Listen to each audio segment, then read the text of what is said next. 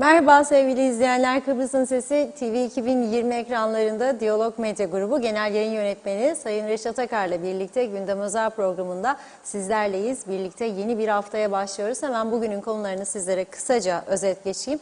Evet, Maliye Bakanlığı açıkladı. 13. maaşlar bugün ödeniyor. Fakat 138 milyon gibi bir rakamla borçlanmaya gidildi. Detaylarını konuşacağız. Seçimlerle ilgili geri sayım başladı. Propagandalar son sürat devam ediyor. Peki bu çalışmalar vatandaşta nasıl yansıyor? Partilerden beklentileri neler? Neler söylediler? Röportajlarımız var, sizlerle paylaşacağız. Artı sağlık. Sağlıkta devlet hastanelerinin durumu malum, sıkıntıları burada sık sık gündeme getirmek durumundayız. Hizmet almak, tedavi olmak, doktora ulaşmak vesaire hepsi zor. Tıp işinde eylemi başladı. Poliklinikler durdu. Sınırlı hizmetler veriliyor. Tabii ağırlıklı olarak istedikleri aslında ek mesailer ve çeşitli ödemelerin tamamlanması. Detaylarını sizlerle paylaşacağız. Son olarak Türkiye'de biliyorsunuz enflasyon rakamları açıklandı. Son 19 yılın zirvesinde. Ayrıca Türkiye yeni yıla da zam furyasıyla girdi. Peki bu durum bizi nasıl etkiler? Değerlendireceğiz. Hepsi ve daha fazlasıyla sizlerin de yorumlarıyla programımıza başlıyoruz. Reşat Bey merhaba. Merhabalar Funda Hanım. Herkese hayırlı günler, hayırlı haftalar ve mutlu yıllar dileyerek başlayalım. Evet, 2022 yılının ilk gündem özel programında sizlerle birlikteyiz. Değerli izleyiciler, 3 günlük bir aradan sonra bir araya geliyoruz. Tabii bu 3 gün Kıbrıs'ın kuzeyinde olduğu gibi dünyanın birçok ülkesinde, güneyinde de Kıbrıs'ın tabii omikron vakası gündeme damgasını vurdu. Biliyoruz bizler de ve ciddi bir yoğunluk yaşanıyor hastanelerde. Hastanelerimiz yetişemez durumda, öyle görülüyor. Yani ihmal var demiyorum ama o kadar çok vaka var ki personel sayısı yetersiz olduğu için Sağlık Bakanlığı bünyesi, özellikle pandemi hastanesi başvurulara yanıt veremiyor. Bunu açıklıkla görüyoruz. Yani Sayın Bakan da biliyor, sağlık çalışanları da biliyor ki yetişmek artık zor oldu. Ne oluyor? O zaman insanlar kendini korusun deniliyor. Dün de Türkiye'nin önemli bir televizyon kanalında çok önemli bir sağlık uzmanı, bir profesör doktor, devamlı önerilerini dinliyoruz. Osman Müftüoğlu'nun uyarısı vardı. Diyor ki bu omikrona karşı başa döndük diyor, önlem çeşitleri açısından. 3 tane öneri söylüyor. Buna hepimizin dikkat etmesi lazım. Omikrona karşı en koruyucu 3 önlem, birincisi de başında gelen maske. Maskeyi takarsanız diyor omikron geçmez size diyor. Rahat olun. Maskenizi takacaksınız. 2 diyor mesafeyi koruyacaksınız. 3 baştaki gibi eller yıkanacak, hijyen olacak yani. Buna önem verirseniz diyor omikrona karşı kendi tedbirinizi almış olursunuz. Bir de tabii bünyemizin bağışıklık sistemi son derece önemli. O yüzden de herkes tedbirini alsın, bağışıklık sistemini yüksek tutmaya baksın. Bir de çoğu insanımız tahlil yapmak istemiyor. Tahlilin maliyetli olduğunu düşünüyor. Mesela bir vardır, insanın ekonomik durumu iyi değildir, gerçekten çok sıkıntılıdır. Gidip bir D vitamini, B12, işte demir falan yaptırsın, 400-500 lira verecek durumda değildir. Ama bu D vitamini, D çok önemlidir. Yaptırabilen yaptırsın. Bazı insan da vardır, ekonomik durumu iyidir ama el böyledir, tutumlu. Ne gideceğim şimdi vereyim ya 200 lira, 300 lira da tahlil yapayım. Boş ver, ben tamamım, bana bir şey olmaz der ama olur. İşte çok insan da böyle koronaya yakalanıyor. Yakalandıktan sonra da vay keşke tedbirimi alsaydım diyor ama iş işten geçmiş olur. O yüzden dikkat etmemiz lazım mesafelere. Tabii edebildik mi yılbaşı süresince, yani 31 Aralık gecesi özellikle etmedik. Ama tabii ki burada halen siyasetin yanlış duruşu, insanlara karşı sergilediği kötü örnek son derece etkili oluyor. Seçim var diye yılbaşı süresince de maskesiz, mesafesiz geziler devam etti. Yakınlaşmalar, kucaklaşmalar. Bu da tabii ki insanlarımıza olumsuz etki yapıyor. Diyor ki bak onlar diyor böyle geziyor. Biz niye bu sıkıntıya girelim? Bir şey olmaz canım diyor. Ama oluyor. Yani bu koronadan en az ders çıkaran bir toplum, bir ülke, bir ülkecik, bir devletcik varsa tahmin ediyorum ki Kuzey Kıbrıs'ı.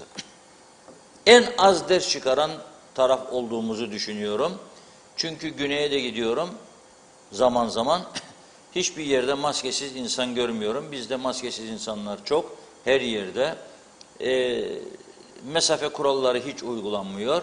Mesela Sağlık Bakanlığı devlet kurumlarında yılbaşı yasağı koymuştu, kutlama, eğlence. Ama birçok daire, birçok kurum, birçok kuruluş dinlemeden bunu yaptı. Sosyal medyada çatır çatır paylaştılar. İnada mı inada? Hadi gel bana tedbir koy. Koyamaz tedbir çünkü seçim var. Seçim olduğu için kesinlikle ve kesinlikle tedbir koyamaz. Tam tersi seçim olduğu için mesajlar veriliyor halka. Mesela Maliye Bakanı'nın bugün verdiği mesaj gibi. Diyor ki 13. maaşlar söz verdiğimiz gibi ayın 3'ü dedik. Bugün de ayın 3'ü 13. maaşlar ödenmeye başladı diye bir açıklama yaptı Maliye Bakanlığı. Bugün nasıl ödemiş 13. maaşları? 138 milyon borçlanarak. Helal olsun. Borç yiğidin kamçısıdır. Yaz tahta bir daha demiş. Sarı cizmeli Mehmet Ağa bir gün gelir öder hesabı. Yazdık. Ödeyenler oldu, ödemeyenler oldu. Borçlar duruyor. İnşallah o borç veren bankalar kendini ve mudilerini sağlama almışlardır diye düşünüyorum. Böyle bir şeyi de kaldıramayız yani. Allah korusun. Bildiğiniz bütün duaları okuyunuz çünkü çekiyorlar. Devlet garantisi altında diyor borçlanma ve devletin teklif kabulleri elden ele geziyor bankalardan. Bankalar oturup toplanıyor, konuşuyor, ediyor ve neticede özellikle kamu bankaları, başta Kooperatif Merkez Bankası talepler karşılığında veriyor geçmişten bugüne. Kooperatif Merkez Bankası'nın çok büyük alacakları var devletten. Devlet nereden bulup ödeyecek? Allah kerim amin diye bir sözümüz vardır. Allah kerim amin. Kimse bilmiyor bunu. Ve şimdi bu seçim heyecanındaki olan partilerden hiçbirisi de bu borçları konuşmuyor. Ne kadar borç var kamunun? Nasıl ödenecek bunlar? Bu paralar sizin değil. Bu paralar vatandaşın bankadaki parasını veriyor size. Nasıl ödenecek geri bu? Şimdi ben bir bankaya gidip 100.000 Türk lirası borç istediğimi söylersem banka bana der ki getir bakalım maaş bodrumu. Getir bakalım 3 tane kefil ismi. Tatmin olmazsa 100.000 lira benden ipotek ister, araba ister, arsa ister, ev ister. 100.000 liraya karşılık benden 5-600 bin liralık bir teminat alır. Ödeyemeyecek duruma gelirsem hem ona el koyar hem de döner kefillere dava açar. Peki KKTC Bakanlar Kurulu sadece bugünkü değil bu ve bundan öncekiler hepsi yaptı bunu. Bankalardan borç alırken devlet kefaleti altında ipotek olarak bankalara ne veriyorlar? Kocaman bir hiç biliyorsunuz değil mi? Devletim ben der. Bakanlar Kurulu emri budur. Bakanlar Kurulu emri de Bakanlar Kurulu üyelerinin büyük bir çoğunluğu bugün gitse 200.000, 300.000 lira borç istese banka vermez onlara. Da nasıl olur? Bunu bir yasal kılıfa uyduruyorlar. Hükümet, yönetim, devletin yönetimi da biz emir veririk de banka da bize verir. Böyle bir şey bilmiyorum. İyi düşünmek lazım. Ben şahsen korkuyorum. Korktuğumu da her yerde söylüyorum. Korkmayanlar çıksın, gerekçelerini söylesinler. Ben gerekçemi söylüyorum. Devletin bu borçlanmaya giderken altın rezervleri yok. Petrol, doğalgaz yok. Hiçbir şey yok. Neyi gerekçe göstererek, neye sarılarak devlet bu paraları elde ediyor, alıyor? Nasıl olsa devlettir ödeyecek diyorlar. Ama yok, ödemeyebilir de. Global kriz çıktığı zaman İzlanda adası olduğu gibi topyekün satılığa çıkmıştı. Bugün dünyanın en refah ülkelerinden biri oldu, ayrı mesele. İngiltere destekledi, akıllarını kullandılar, bir anda toparladılar, kurtuldular. Ve hakikaten refah düzeyi en yüksek olan ülkelerden biri. Ama günü geldi, ekonomik krizde satılığa çıkmıştı ada. Biz nasıl çıkacağız? Bizim değil ada. Republic of Cyprus diye geçiyor bütün Kıbrıs. Avrupa Birliği de öyle aldı. Yani satmak istesek de satamayız. Öyle bir şey de şansımız da yok. O yüzden dikkatli olunmasında fayda var. Fakat burada ilginç bir açıklaması daha var Maliye Bakanlığı'nın. Bunun üzerinde durmak istiyorum. Altını çizerek şöyle diyor. Sosyal sigorta emeklilerinin 13. maaş ödenmesi için Çalışma ve Sosyal Güvenlik Bakanlığı'na da diyor 158 milyon lira avans aktarımı gerçekleştirilmiştir. Yani Sosyal Sigortalar Kurumu bir ara fazlalık vermeye başlamıştı. Bir fon oluşturmuşlardı. O fonun parası o kadar çoğalmıştı ki 200 milyon Türk lirası kadar bir para vardı fonda. Tam da o dönem bir devrimci arkadaş geldi. Sendikalaştıracağım ben dedi, özeli de medyadan başlayarak aleyhinde bir şey yazmasınlar diye. O fonun içini öyle bir deldi ki ve başlattı, sonunda ondan sonra gelenler de dedi ne ya biz kötü adam mı olacak, biz de verecek dedi, verdi. Verince de bitti fonun içindeki paralar. Şimdi maaş ödeyemez duruma geldi. Rica ediyorum bütün izleyenlerden bizi o dörtlü koalisyon hükümeti döneminde bu çılgın karar alınırken ne söylediklerimizi bulup dinlesinler. Keşke haksız çıkaydım ben. Ve o arkadaş bize gücendi. Aramızda hiçbir şey yok. Yapma dedim. Ziyaretimize de geldi. Bu bir çılgınlık dedim. Yapma dedim. Sen bana medya olarak bir menfaat sağlıyorsun. Ayırdın beni medya olarak. Ve medya dediğinde de bunun kapsamını öyle bir geniş tuttun ki olan olmayan, hak eden etmeyen bunun içine girecek. Ve gene uyardım, dedim ki işlemeyen karılarını, çocuklarını, ailelerini yazacaklar dedim. Devlete para yatırmadan ihtiyaç sandığında parası birikmiş olacak. Bu başkalarının yatırdığı paraları bu şekilde çıkarcılıkla harcamış olacaksınız. Yapmayın, insan haklarına aykırıdır, adaletsizdir. Yok dedi. Yaptık dedi. Benim yanımdan ayrıldığında meğer kararı almış, açıklamış da öyle gelmiş bana da nice danışsın diye açıklamıştı meğer. Ne oldu şimdi? Dediğimiz noktaya geri geldik. Sosyal Sigorta Kurumu şimdi maaş ödeyemez duruma geldi. 2022'de çok daha ciddi bir sıkıntı bekliyor. Çünkü 2021'den 2022'ye geçerken kapanmakta olan iş yerlerinin sayısının arttığını görüyoruz, duyuyoruz. Birçok yerde kiralık, devren satılık tabelaları var. Bunun 2022'de hele ilk 6 ayda daha hızlı bir şekilde artacağını öngörmek zor değildir. Görüyoruz. İşte bugün 13 lirada verildi. 15 günde bunun heyecanı gider çarşıda, pazarda. O da marketler. Ağırlıklı olarak marketler. Ondan sonra bu iş biter. Biter. Ocak sonu. Bakalım iktidara kim gelecek? 23 Ocak seçimler. Ancak zaten 30'unda kimlerin iktidara gelebileceği belli olacak. O zaman da nasıl maaş ödeneceğini şimdiden düşünelim. Bugün bile 138 milyon borçlanıyor maliye. 158 milyon da sigortalara avans veriyor. Bu Sosyal Sigortalar Kurumu eğer bu ay sonunda veya bir sonraki ay maaş ödeyemez duruma gelirse, ki geçmişte oldu, hiç şaşırmayalım. Emekliler için gerçekten kritik bir süreç.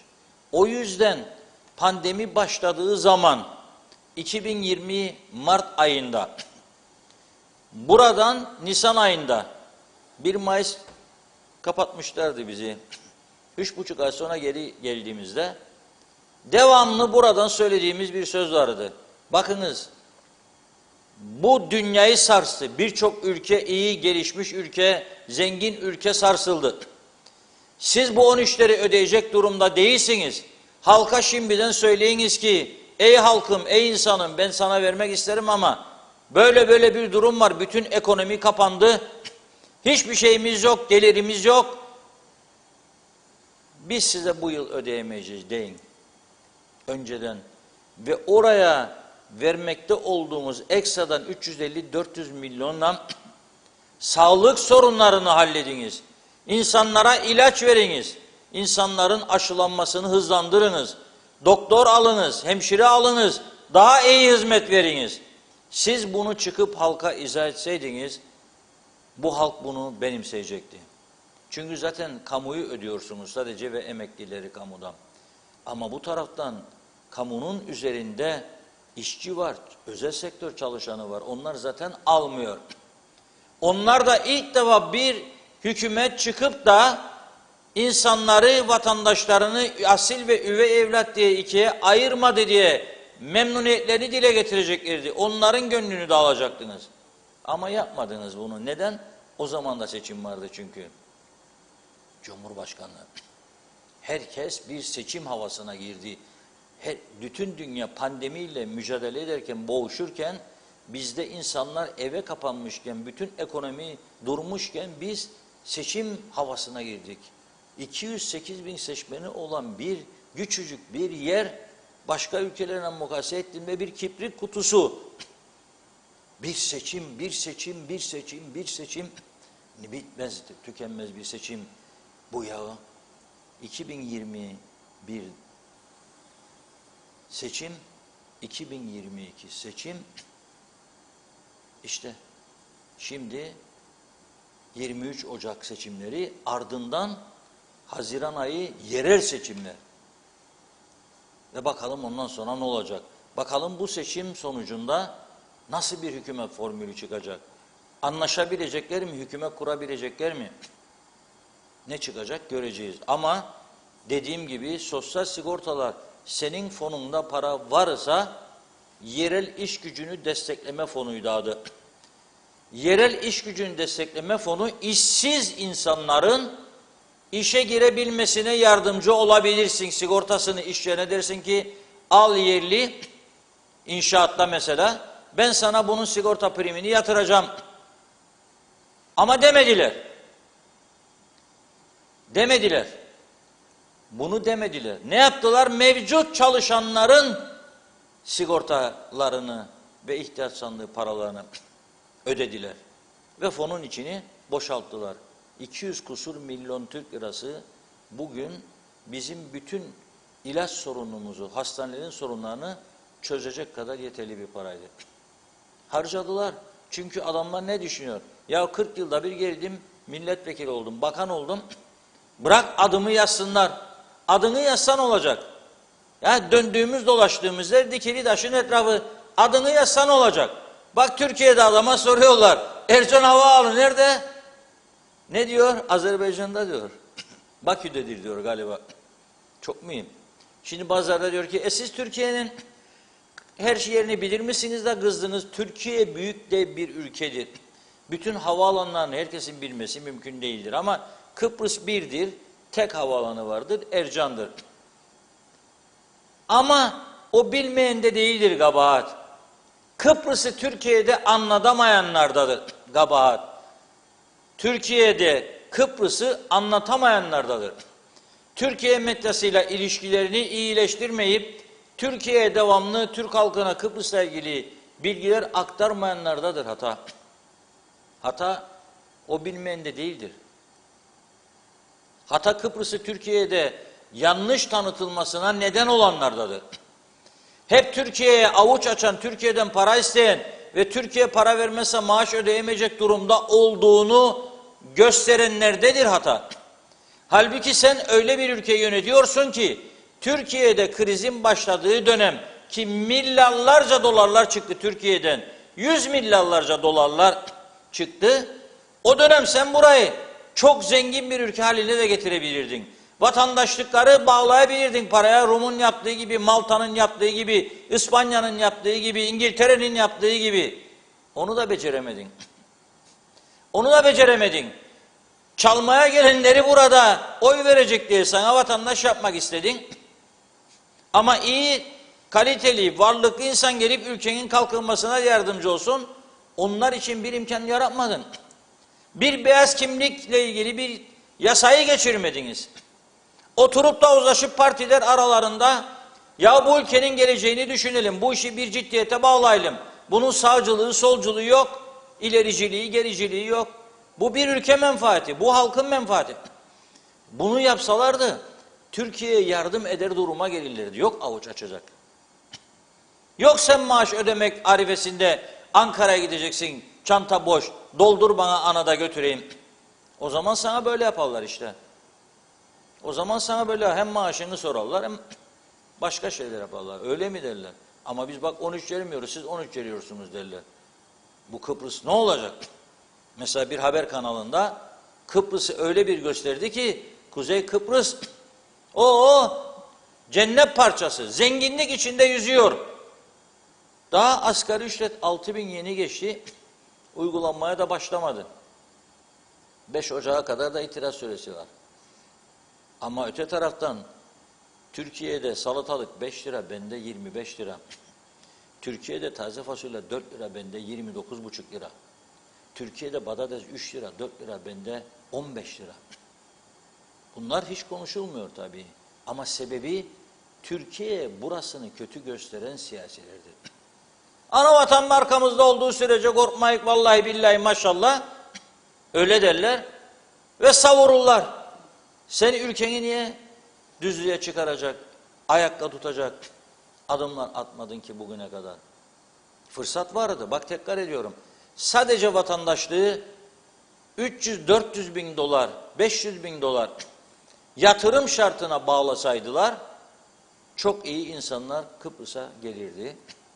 Ve bu şekilde bu ülkede sadece bundan bile sorunlarını çözerdi. Çünkü binlerce emlak satılacaktı o zaman. Şu anda 20 bin civarında atıl vaziyette mülk vardır. 20 bin. Kıbrıs'ın ölçülerini düşünün siz. 20 bin civarında atıl vaziyette mülk var bu ülkede ve paraya çevrilemiyor. Kimisi yarım kalmış, kimisi bitmiş ama ufak tefek eksikliği yüzünden satışa sunulamamış. Kimisi satışa sunulmuş, satılmamış. Bundan sonra da satılması çok zor. Kim alacak Kıbrıs'tan gelip? Yani elektriklerin devamlı kesildiği, mum bile marketlerde bulunamayan bir ülkede adam diyor ki hafta sonu 3 tane market gezdim. Ya bir tüp bulamadım alayım diyor. Bir tüp gaz alamadım diyor. Kaç tane market gezdiysem. Kimsenin umurunda değil. Kimsenin. Sadece geliyoruz. Biz geliyoruz diyor. Biz geliyoruz. Tamam da nasıl düzelecek? Soruyorum bu borçları nasıl ödeyeceklerine dair bir plan, program, bir takvim yaptılar mı? Hayır sorsam mesela zam yapacak mısınız akaryakıda, fonda para toplayasınız? Asla derler. Vatandaşımızı ezemeyiz. Tamam nereden gelir sağlayacaksın? Zam yapacak mısın elektriğe ki mecburdurlar. Türkiye'de korkunç zam geldi elektriğe. Neden? Dolar ödüyorlar çünkü satın aldıkları elektriğe. Türkiye hükümeti dolar ödüyor, dolar. O yüzden dolar yükseldikçe elektrik maliyetleri de yükseliyor. Şimdi Kuzey Kıbrıs'ta tabii bunların hesabını kitabını yapan yok. 3 lira mal ettiği elektriği 1 lira satıyor. Şimdi siz 23 Ocak'tan sonra kim gelirse gelsin, dünyanın en keskin solu, en keskin sağı milliyetçisi gelsin, mecburdur elektriğe zam yapacak. Herkes hazırlansın. 3 lira mal ettiğin bir şeyi 1'e satamazsın. 3 lira mal ettiğin bir şeyi 3.1'e en düşük ya 3.2'ye satacaksın ki amortismanın da olsun. Bu özel sektörde olsam böyle yapacaktı. Bunlar ama şirin görünecekler diye ne yaptılar?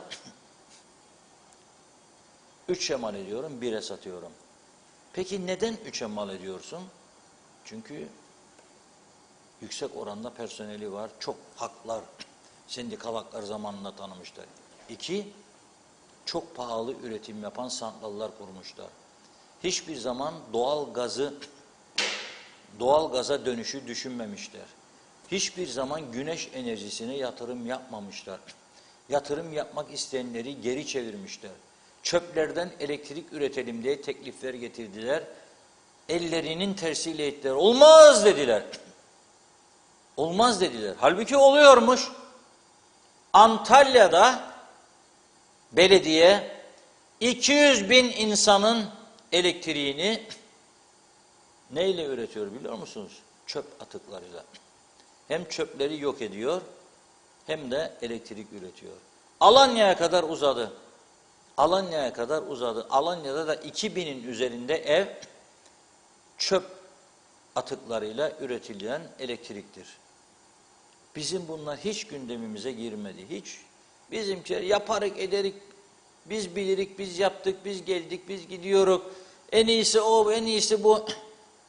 Ama bunun dışında elle tutulur bir icraat karşımıza bugüne kadar çıkaran olmadı. Bugüne kadar ben görmedim. Şu ana kadar görmedim. Mesela bu elektrik kurumunu nasıl kurtaracaksınız? 3 lira ürettiğiniz elektrik 1 liradan satıldığına göre zarar birikti, 1 milyarı da aştı. Ayda 100 milyona yakın TL'ye zarar ediyor bu kurum. Bunu nasıl düzlüğe çıkaracaksınız? Soruyorum. Var mı bir plan proje? Ha seçim vardır. Ben bunu zararsız hale getireceğim, zam yapacağım dersem bana oy vermeyecekler diye düşünüyorlar. Ama halka da doğruyu anlatma zamanı geldi herhalde. Bana göre geldi, geçti bile. Çok geçti. Çok geç kaldık birçok konuda. Ve geri dönüşü olmayacak bir takım bataklıkların içine girdik. İçinden çıkılamaz batakların içine girdik artık. Öyle bir noktadayız. Onun için evet seçilmek isterim. Seçileceğim de onu yapacağım, bunu yapacağım. Öyle kolay değil. Laf cambazlığı yapmayalım, insanları da aldatmayalım. Bugüne kadar aldattık, o şekilde geldik. Hala bugün oldu. Elektrik kurumu nasıl kurtarılacak? Bir plan proje görmedim. Bu maliyenin yaptığı borçlanmalar nasıl geri ödenecek? Kimden para gelecek? Ben böyle bir şey görmedim. Bunu halka anlatmak zorunda değil mi bu arkadaşlar? Niye anlatmıyorlar acaba? Evet Funda Hanım. Evet, çok teşekkür ediyoruz ilginize. Her zamanki gibi hızlıca başlıyorum mesajlara.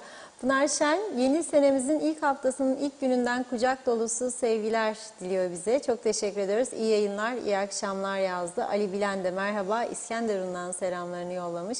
Akçay Muhtarlığı da iyi yayınlar diliyor. Mustafa Özcan da çok teşekkür ediyoruz. Ali Bilen, Türkiye'yi çok kötü günler bekliyor. Yeni yılınız kutlu mutlu olsun diye ekledi mesajına. Fatih Aztekin de mutlu sağlıklı seneler diledi. Hakan Üçok, ülkemizde hizmet yok, hiç yok demiş, oy da yok diyor. Erol Topçu hayırlı yayınlar yazdı. Hayati Bulan da iyi seneler, mutlu yıllar herkese. Evet, Mustafa Cüce diyor ki pik yaptı omikron, seçimleri iptal etseler bari demiş. Kerim Akgün, emeklilerin sorunu ne olacak? Seçimlerde sandığa hıyar atacağım, belki ucuzluk başlar diyor. Nazime Nalbant, iyi mutlu akşamlar. Haftanın ilk gününde yeni yılda Herkese sevdiklerime selamlar, sevgiler. Evet, yeni yılınız kutlu olsun. İnşallah yeni yıl uğurlu, bereketli, bol şanslar dilerim.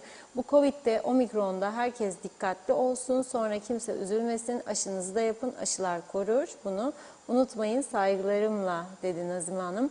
Mustafa Özcan, virüs diyor 5 yaş grubu ilkokul hazırlık sınıfı öğrencisi çocuklarımıza da sıçramaya başladı. Çocuklarını annelerine bırakıp gezme tozma eğlenceye giden anne ve babalar lütfen diyor. Anneanne babaanneye çocuğu bırakıp kendinizi ve başka aileleri düşünmüyorsanız hiç olmazsa kendi çocuklarınızı düşünün. Bizleri eve kapatmaya, uykularımızı kaçırmaya ne hakkınız var demiş. Cengizhan Refikoğulları da yeni yılda iyi haberler olsun. Olsun. Ali Bilen, ben 3. aşımı oldum ama Reşat Bey'in dediği gibi kimse maske takmıyor. Herkes vurdum duymaz olmuş. Hükümetler de hiç eskisi gibi ilgilendiğini görmüyorum. Sayar Aker, ne mutlu ki Kıbrıslıyım. Ne dilenir ne de dilendiririm. Bu yeni yılda daha insancıl olalım. Eral Kara, bankalara Türkiye'yi teminat gösterirler. Herhalde ki borçlanabiliyorlar. Hasan Nihat Erduran, o Birleşmiş Milletler 3 ay için gelmişti. Hala burada ve biz hala izole, ambargolu ve ulaşımsızız. Böyle ekonomi olmaz ki. Bu durumda Birleşmiş Milletler görev süresi bu ay uzayacak mı? Reşat Bey diye soruyor. Aysun Öztürk iyi yayınlar dilemiş. Eser Yurteli'de. İsmail Gürakansel, Reşat Bey devletin borçlanmaları ödenmezse başta maliye olmak üzere devlet yönetimine bankalar gelir. Sonuç bu olur. Böyledir. Hasan Beydola, Maraş olduğu gibi durur herhalde. Bunu bir güvence görüyorlar diyor. Fikret İpekçioğlu, Londra'dan iyi yayınlar. Güzel, sağlık dolu günler. Ne yazık ki yeni yılı baştakilerimiz toz pembe ve seçim koltuk sevdaları bitmiyor. Nermin Mercan, yardım eder misiniz lütfen demiş. Eski eşim engelli, banka parasının yarısını alıyor. Kendisi kardeşinin yanında kalıyordu. Kardeşi de sokağa attı demiş. Şimdi sokakta kaldı. Bunu muhtar da biliyor. Yardım eder misiniz diyor. Nermin Mercan. Hasan Nihat Erduran, Maraş'ı ipotek edip IMF'den mi borçlanacaklar acaba bazı partiler avro olarak demiş. Gülşen Kırmızıyüz, nasıl söylesinler seçim üstü, sonra nasıl tek başına iktidar olacaklar diyor. Fikret İpekçioğlu, bildim bileli elektrik, sağlık ve bolca keseden atmalar hala devam ediyor. Bir hükümet de çıkıp ortalığı düzeltme zahmetinde bulunmayacak mı? İsmet Ezel, bilir bizim nesil demiş. Zafer Akbaş, evet harcamadılar Reşat Bey, çaldılar, hortumladılar. Ali Özgünel, evet. Ali Özgünel de diyor ki zamanında Sonay Adem zamanında artıya geçti Reşat Bey. Sonrası hep hüsran. Birlikte battık. Bunlar torunlarımızı da borçlandırdı. Bu iş bilmezler. Şimdi de tek başına iktidar olacaklar. Yani torunumuzun torunu da borçlandı. Güldane Sayar, bu 13. maaş nedir anlamadım. Dünyanın hiçbir yerinde böyle bir uygulama var mı acaba diye sordu. Turgay Gezen, yeni yıl, yeni umutlar, yeni beklentiler demektir. İnşallah yeni yıl bir önceki yılı aratmaz. Diyebilirsiniz ki 2021 yılında yaşanabilecek tüm olumsuzluklar yaşandı. 2022 yılında bundan daha kötüsü ne olabilir? İnşallah daha kötüsü yaşanmaz. Ben sizlere sağlık, mutluluk ve yayın hayatınızda başarılar diliyorum demiş. Teşekkür ediyoruz. Ali Bilen, şimdi Türkiye'de ne kadar çok primin olursa emekli maaşı düşüyor. Bu çok yanlış. Aslında tam tersi olması lazım. Prim ne kadar yüksek olursa emekli maaşı da o kadar yükselmelidir. Türkiye şimdi böyle yapıyor. Ömer Bozkara vezirler, böyle güzel yönetilmiş ülkeye yakışır UBP'nin tek başına iktidar olması. Madem ki biz halk olarak akıl koymuyoruz, takım tutar gibi parti tutuyoruz. Bizlere her şey müstahaktır. Her başta olduklarında ülke bu duruma düşer. Geçmişte maaşlarımızı Türkiye medyasında dile getirdik. İmza sahtekarlığı yaptık. El öpmeyle affettik. Ercan Havalimanı'nı sattık. Videolarımız meşhur oldu. En iyi dediğimiz Sağlık Bakanı'nı bir hafta sonra görevden aldık. Hala oy veriyoruz. Ver mehteri, bizim Allah'ımız var demiş. İzzet Kahraman da iyi haftalar diliyor. Engin Sedat Döz'ün, Cumhurbaşkanımız her 2 günde bir Türkiye'de öğretsin havaalanının adını, hem insanların neler çektiğini de anlatsın. Nazime Nalbant, evet borçlanmayı eleştiriyor. İlk defa duyuyoruz. Borç üstüne borç aldıkça alıyor. Nereye kadar demiş. Gidişat hiç iyi değil. Hele bu seçimlerde daha da borçlanmalar yapılıyor. Allah memleketin ve vatandaşına ne olursa olsun demiş. Zamlar da arttırılıyor. Benzin de düşürecekleri yerde o da arttı. Dükkanlarda, yiyeceklerde, pazarda bile her şey çok pahalı. Halk isyanda, ne kadar daha dayanılacak demiş. Seçimde olunca daha mı olacak? Keşke iyi olsa Kıbrıs'ın durumları. Halkına zarar değil, faydaları inşallah olur. Çok üzülüyoruz. Mutlu akşamlar TV 2020'mize emeği geçen herkese. Fikret İpekçioğlu, bazı insanlarımız yeni yıla evleri sular altında geçirdi. Hani baştakiler çıkıp bu konuda bir açıklama yaptı mı Reşat Bey? Bilginiz var mı? Hele bazı belediyeler işçilerini ödemekte de zorlanıyor. Grev üstüne grev. İsmet Ezel, atıl durumda kaç araç var diye sormuş. Ali Bilen, Türkiye'yi ekonomide Türkiye'de bitmiş diyor. 5 kilo yağ olmuş 140 lira, domates olmuş 12 lira, büyük ev tüpü 250 lira diyor. Orada da arttı. Yeni elektrik, doğalgaz, evet onların da zamlandığını söyledik. Doğan Falyalı, buradaki pahalılığı gören olmaz. Açıklandı 13. maaş için bugün ödenecek dendi. Vatandaş saat 3'e kadar bekledi. Her şey tamam olduktan sonra açıklansa olmaz mı diyor. Süleyman Ege Luricina'yı yazdı. Evet, Bülent Küçük, geçen günlerde Türkiye'deki ödüllü bilgi yarışma programında ne seyirciler ne de yarışmacı kişi Ercan Devlet Havaalanı'nın hangi şehirde olduğunu bilemedi. Bu durum bizlere, Kıbrıslı Türkler adına çok üzücü ve çok çarpıcı bir sonuç. Eğer Kıbrıslı Türklerin baş kaldırmasını isterseniz ya devlet memurlarının maaşlarını 6 ay keseceksiniz ya da Galatasaray Fenerbahçe şampiyonluk maçı sırasında bütün ülke elektrikleri 12 saat boyunca aralıksız keseceksiniz. Bizler belki o zaman insan veya adam oluruz. Saygılar. Meral Kavas, kolay gelsin sizlere, yeni yılınız kutlu olsun nice yıllara diyor. İsmet Ezel, borç yiğidin kamçısıdır yazmış. Mehmet Akın, 2022'de güzel ve bol kazançlı günler görecek miyiz? Vatandaşlıklar hakkında bir bilgi yok. Bir asgari ücret karşılığında verilsin vatandaşlıklar. Hem bizler beklemeyelim boş yere hem de devletin kasasına para girsin. Son zamanlarda trafik kazalarında da diyor, ölümler çok oluyor. Suç olaylarında da bir patlama var. Dikkatinizi çekerim. Hiçbir siyaside ciddiyet yönetim yok. KKTC devleti maalesef yalanlar üzerine kuruldu. İyi yayınlar. Sayar Aker, güneşim var elektrik üretemedim. Dağım var rüzgarını kullanamadım. 13. maaşla fırınları ateşledim, ömrüm yanmasın, kömür yansın. Devletim verir de verir diyor. Evet, İsmet Sencer, hayırlı yayınlar, harikasınız demiş. Vedat Özkan, Ankara'dan iyi akşamlar diliyor. Evet, inşallah 2022 Türkiye ve KKTC için hayırlı olur.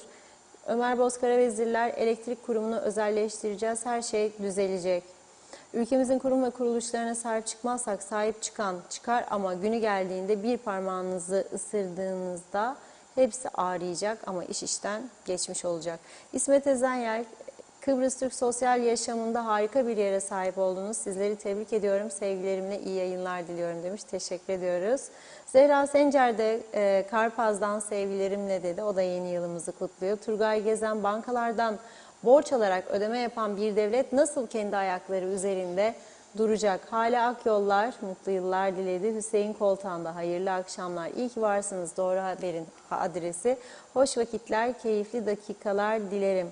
Erdinç Ela Göz, ön avans ödemeli iş siyaset avansı havaya atıp halk bakarken alttaki yok, pantolon yok diyor. Bunu Mandraka bile yapamaz. O yüzden tüm sihirbazları adaya davet edip nasıl mucizevi bir siyasetçilerimiz varmış gösterelim. Böylece KKTC'nin de tanınmasına vesile olur. Mehmet Çalışkan, lütfen sorun Türk aşı ne zaman gelecek? Naim Özkerimler, bugün yaşadığım sıkıntıyı sizlerle paylaşmak istedim. Nalbantoğlu Hastanesi tüm doktorlarına grev yapmak, hakkınızı savunmak, hakkınızı ama bu şekilde sistemsiz ve düşüncesiz davranarak olmamalı. Çocuğuma aşı almaya gittim, alıp gidecektim. Doktorlar grevde, başhekim ve amirlik yardımcısı değil, çözüm için alternatif yok. Özel sektör çalışanıyım, neden kızımın hakkı olan aşıyı bedavaya alamayıp beni eczaneden 300 liraya almaya itersiniz? Böyle bir sistem olamaz, yazıklar olsun. Bir de alay eder gibi başka gün gelin veya randevu tarihinizi değiştirin diyorsunuz. Ben işimi gücümü bırakıp her gün onların keyfine göre hareket edemem.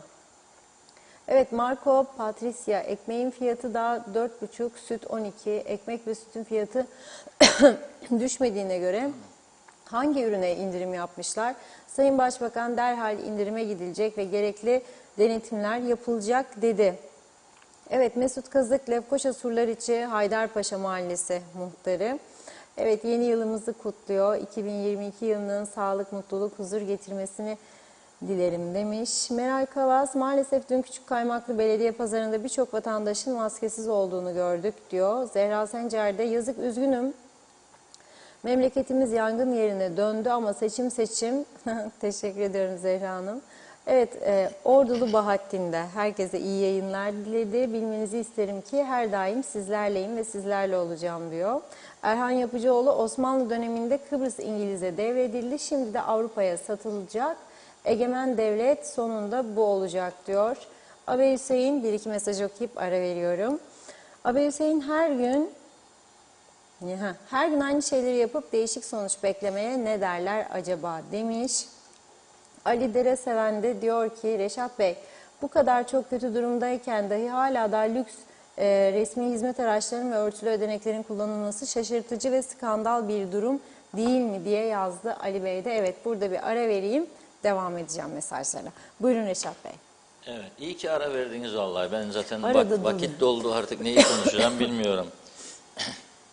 Çok konu vardı, yarısını makaslamak zorunda kalacağım. Lütfen.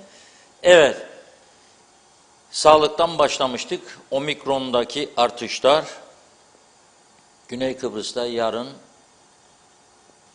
Rum Sağlık Bakanlığı ve onlardaki sağlık kurulu toplantı yaparak yeni önlemleri görüşecek ama halkı uyardılar. Dediler ki eğer bu kurallara uymuyorsanız daha katı önlemler gündeme gelecek, hazırlıklı olunuz diye. Sağlık Bakanlığımız da bugün bir açıklama yaptı. PCR testi için vatandaşlardan 100 Türk lirasından daha fazla ücret talep eden olursa diyor bu laboratuvarlar yasal işlem başlatacağız diyor. Ve diyor ki 1 Eylül 2021'de alınan karar PCR için yetkilendirilen laboratuvarlar vardır. 100 lira diye anlaşıldı diyor. Bunda bir değişiklik yoktur diyor. Bundan fazla bir para talep ederlerse onları diyor ihbar ediniz. Daha haklarında yasal işlem başlatacağız. Tabii ihbar edelim de nereye edeceğiz? Şu anda pandemi hastanesini arayıp sıkıntısını anlatmakta zorlanıyor insanlar. İlgililere ulaşmakta zorlanıyorlar. Dolayısıyla ciddi bir durum var. Burada vatandaşlarımıza düşen görev, ana görev nedir? Kendi kendini korumak. Bakınız, kendi kendimizi korumak zorundayız. Çünkü öyle bir noktaya geldik ki kendi gemisini kurtaran kaptandır. Yani çok zor şartlarda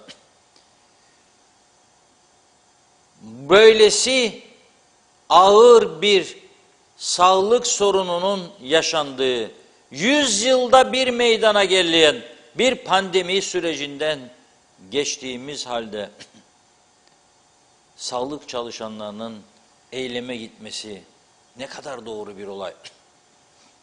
Ne kadar? Kendilerine göre haklı tavırlar olabilir. İşte çok yoruluyoruz da az alıyoruz da fazla mesailer ödenir de ödenmezdi. Bir takım şartlar öne sürebilirler. Kendilerine göre hak olabilirler. Ya peki ben soruyorum.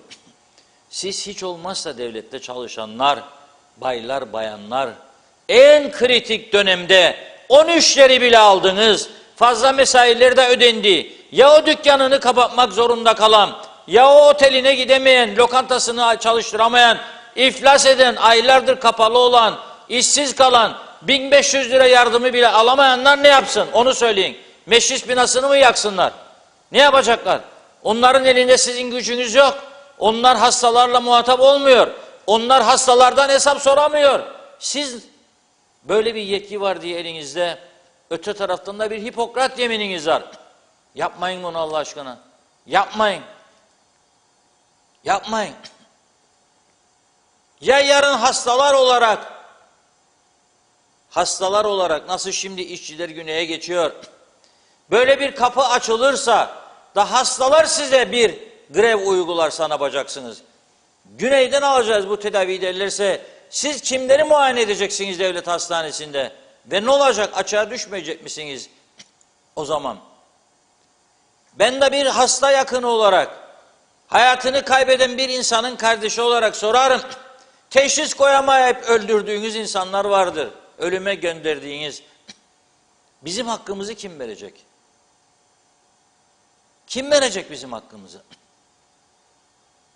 Fedakar çalışan, halka hizmet veren, gece gündüz bakmayan, mesai saatine bakmayan sağlık çalışanlarımıza, doktorlarımıza, hemşehrilerimize saygımız, sevgimiz sonsuz. Çok fedakar, çok iyi çalışanlar var. Ama bu sendikal eylemler kabak tadı verdi arkadaşlar artık. Yok başka bir ülkede. Yolda yanlış yürüdün, grev. Öksürdün, grev. Parayı vermedin, grev. Yüzüme gülmedin, grev. Beni terfi ettirmedin, grev. Nedir bu ya? Nedir bu? Ben işte istiyorum, çıkacak bir iki hükümet, cesur hükümet diyecek ki değiştireceğim grev ve lockout yasasını geçireceğim diyecek. Hakkını alacaksan onun da bir edebi var, onun da bir yolu vardır. Yok sabahtan 7.30-8'de okula gelip veliler çocuğunu bıraktıktan yarım saat sonra gideceksin. Heşa grev var burada. Öğretmen, okul müdürleri telefonlara sarılacak. Velileri arayacak, gelin çocuklarınızı alınız buradan, grev başladı diyecek. Hangi ülkede vardır böyle bir demokrasi adı altındaki yozlaşmışlık? Hangi ülkede vardır? Bir ülke gösterin bana siz. Bu kadar yozlaşmışlık hangi ülkede var? En zengin ülkeler, en dinamik ülkeler dayanamaz buna. Ama bu partiler sağcısı solcusu size bir şey söyleyemiyor. Çünkü korkuyorlar. Korkuttunuz onları. Oy korkusu, bilmem ne korkusu. Ben de onun için diyorum, eksik olsun oyunuz da seçiminiz de. Yaktınız bu ülkeyi siz, yaktınız bu insanları. Onun için diyorum, oyunuz da eksik olsun. Seçiminiz de eksik olsun. Diyorum size. Yaktınız ya bu memleketi. Göz göre göre dünyanın en güzel yerlerinden birini fırsat çıktı bize. Ele geçirdik %40'ını. Ve mutlu insanlar olmamız gerekirken, refah içinde yüzmemiz gerekirken yokluklarla boğuşturuyoruz insanlarımızı. Markete gidip bakıyor, alamıyor. 30 liraya taze fasulyeyi, 35 liraya taze baklayı. Ne konuşuyoruz biz burada? Ne konuşuyoruz? Ve siz 13'lerde ödeniyor bugün. Sudan gerekçeler çıkarıp habire eylem, habire grev, habire eylem. Ya biraz da içinden geçtiğimiz durumları düşünelim. 100 yılda ilk defa böyle bir pandemi krizi yaşanıyor. Herkes canıyla boğuşuyor. Çocuk okula gitti, telefon öğretmenden, gelin çocuğunuz pozitif. Hadi aile bir telaş bir şey, aile koşturuyor, arıyor, gelen yok giden yok. Kaç kişiden telefon alıyorum her gün, gelen yok giden yok. Ve bir de bu seçime katılanlara söylüyorum. Bugün Gazi Mavsa'dan bir hanım aradı. Devamlı konuştuğumuz bir insan. Toplumsal sorunlara karşı duyarlı. Dedi ki bizim daireye geldi bugün bir partinin adayları. Kusura bakmayın demişler. Niye dairelere? Korona var ya. 50 kişi birden geliyorsunuz daireye, broşür dağıtacaksın. Ne işiniz var devlet dairelerinde? Çıkın kahvelerde dağıtın, sokakta yolda yürüyene dağıtın. Sen bizi buradan mı kovuyorsun demiş giden adaylardan bir tanesi. Geleceğik demiş, geleceğik de gösterecek sana demiş. Yapmayın ya bunu, kim oluyorsun da sen neyi göstereceksin ya? Daha yeni aday olmuş daha. Neyi göstereceksin? Hadi gel de göster bakalım. Ne yapacaksın? İşinden mi kovacaksın insanları? O sana doğru yolu gösterdi. Ne işiniz var bu arkadaşlar devlet dairelerinde? Ya ağır bir pandemi krizi var. Süreçten geçiyoruz. Her gün 500-600 kişi korona yakalanıyor. İnsanlar perişan, anlatıyorum size. Veliler perişan, çocukları geliyor okuldan. Korona. Veya baba anne olduğu yerden alıyor, götürüyor çocuğuna satıyor. İnsanlar artık korkunç bir bunalım içinde. Psikolojiler bozuldu. Kimse sağlıklı karar veremiyor. Aileler parçalanmaya başladı. Şiddet olayları arttı. Ve sen böyle bir seçimde aday oldun diye dairelerin kapı, hadi vergi dairesi, hadi tarım dairesi, hadi bilmem ne dairesi. Yok ya, uzak durun. Uzak durun buralardan. Bir vaka çıktığında bak kapatıyorlar. 10 gün daireyi ve toplum hizmet alamaz duruma geliyor. Yasak olması lazım. Kim koyacak yasağı? Dağıtan, broşür dağıtanlar, bu söylediğim tabii şu anda iktidarda olan bir parti değil. Ama iktidar ortağıydı.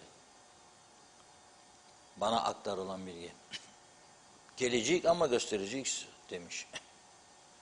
Neyi geleceksiniz abi? Gelseniz ne olacak, gelmeseniz ne olacak?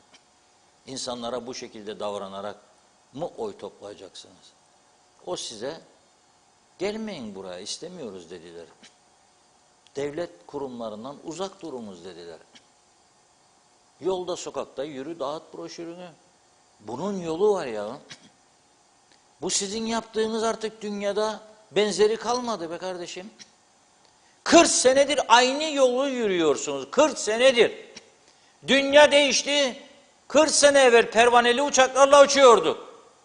Bugün 550 yolcu kapasiteli dev uçaklarla uçuyoruz. 40 sene evvel böyle lüks arabalar yoktu, şimdi hava bazaları şu bize. Lefkoşa Girne ana yolunda 180-200 kilometre. Şimdi bak neler var. 40 sene evvel bu ülkenin yüzme havuzlu villası olan insan sayısı bir elin parmaklarına geçmezdi. Şimdi yüzme havuzlu olmayanlar azınlığa düştü. Değişti artık. Siz niye değişmiyorsunuz? Niye hala? Bakıyorum bütün adaylar, arkadaşlar bugün bilmem Mehmetçik deyik, arkadaşlar bugün vergi sen deyik, arkadaşlar bugün bilmem Taşkınköy kahvesindeyik. Kahvede 5 kişi, giden 25 kişi. O işaret çakıyor, beni unutma, o biri işaret çakıyor, beni unutma. Aynı partinin içinden birbirlerine şey yapıyorlar. Propaganda, birbirini yok etme propagandası. Ona verme, bana ver diyor göz kırparak. Ne olacak bu şey? Bu böyle, bu bize, bu zihniyet, bu kafalar, bu siyaset anlayışı bize ne getirecek? Nereye götüreceğiz bu ülkeyi? Yani soruyorum ben, bana birisi desin ki, ya yılın ilk gününde ben de istiyordum güzel şeyler söyleyeyim. Ama bakıyorum bunları duydukça daha da umutsuzluğa düşüyorum. Ve o yılbaşı günü hani reklam tabelası çakacak, kiminseydi bilmiyorum. Götürdüler o yabancı uyruklu genci, diktiler reklam tabelasının ucuna, merdivenine, elektriğe çarpılarak hayatını kaybetti değil mi? Etiyopyalı imiş. Ve bir üniversitemizde öğrenciymiş. O üniversite öğrencilerinin paylaşımlarını gönderdiler bana. Son derece üzüldüm. Cenazesini ülkesine gönderecek para bulamıyorlar. Peki o çalışma izni olmadan kayıtsız bir şekilde çalıştıran mı sorumlu? O mu karşılamalı ülkesine dönüşünü? Yoksa onu o şekilde çalışmasına göz yuman eğitim kurumu mu? Yoksa onu ortada bırakan, bir uçak biletini kesemeyen eğitim kurumu veya eğitim bakanlığı mı? Kimdir sorumlusu bu işin? Yoksa bunları denetleyemeyen Çalışma Bakanlığı mı? Hani verdiğiniz fonlardan 200 milyonu? Bak şimdi paranız yok.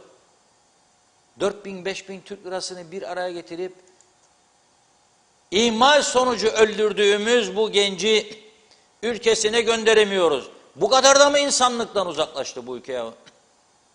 Bana ne diyor herkes? Yabancı uyruklu ya. Kimse umursamıyor. Benden değil ya.